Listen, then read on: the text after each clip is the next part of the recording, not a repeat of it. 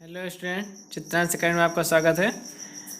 जैसा कि आप लोग जानते हैं, इस वीडियो में जो डिक्टेशन बोली जा रही है 80 वर्ड पर मिनट की है और आप सभी को इसको एकांत में बैठ करके सुनते हुए डिक्टेशन को लिखना है। उसके बाद उसको हिंदी में लिख करके ट्रांसक्रिप्ट करके इससे मैच करना है। अगर कोई मिस्टेक होती है तो उस आउटलाइन को और उस वर्ड को जो है प्रैक्टिस करें।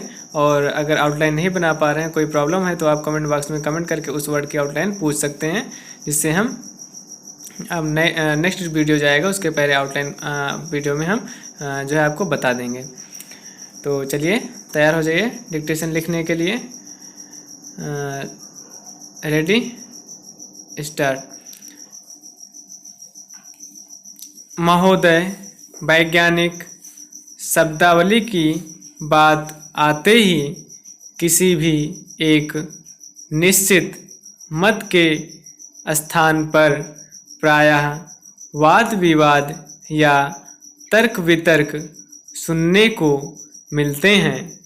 आमतौर पर लोगों की शब्दावली संबंधी बहस शब्दों के सही गलत या सरल कठिन होने तक ही सीमित रहती है। वे अन्य पहलू देखने से इनकार करते हैं या उस तरफ उनका ध्यान ही नहीं जाता। तकनीकी शब्दावली के बारे में सोच विचार करने से पहले यह जानना आवश्यक है कि तकनीकी या पारिभाषिक शब्द की विशेषताएं क्या हैं। कौन से शब्दों को पारिभाषिक कहा जाए। पारिभाषिक शब्द सामान्य भाषा का वह शब्द है जो ज्ञान विज्ञान की किसी शाखा में विशिष्ट अर्थ में प्रयुक्त होता है। वास्तव में केवल शब्द देखकर ही उसका तकनीकी अर्थ समझ में नहीं आता। ना अंग्रेजी में और ना हिंदी में। वास्तव में प्रश्न सही गलत या सरल कठिन का नहीं है। बात है परिचित और अपरिचित की। जिन शब्दों से हम परिचित हैं वे हमें सरल लगते हैं, सही लगते हैं, जबकि नए शब्द अटपटे और कठिन लगते हैं। शब्दावली के बारे में एक मत शायद संभव नहीं है। अखिल भारतीय वैज्ञानिक शब्दावली के विकास के संदर्भ में संस्कृत मूलक शब्दों का अपना महत्व है। भाषा बहुआयामी व्यवस्था है।